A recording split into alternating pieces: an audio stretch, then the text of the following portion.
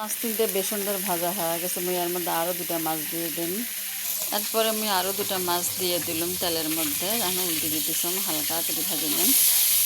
এটা পুঁটি মাছটাও দিয়ে দিতাম।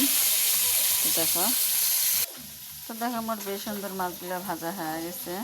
তো দেখো আমার সবগুলো মাছ সুন্দর করে ভাজা হয়ে গেছে। আর এদিকে দেখো পেঁয়াজ পয়লা করে কেটে নিলাম, আর নিলাম হলো কাঁচামরিচ। আর এদিকে না জিরে গুঁড়া করে নিতেছম, মানে জিরে গুঁড়া করে মেজেটা ভাজি নিতেছম। সেজন্য না জিরেগুলো ভাজি নিলাম। এরপর এদিকে পেঁয়াজ মরিচ ভালো করে ভাজি নিতেছম। আর দেখো নিচম হলো পাঁচফোড়ন। তুমি এখন এগুলোর মধ্যে দিয়ে দিন।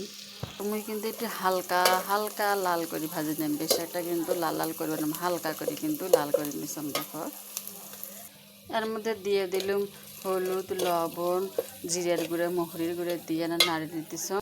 তো না কষে নিয়ে ভালো করিয়া। তো দেখো সামান্য না পানি দিয়ে দিম এর মধ্যে। তো দেখো সামান্য না পানি দিয়ে দিলাম। তো পানি দিয়ে কষে নিতেছম। আমি এর মধ্যে মাছগুলো দিয়ে দিম।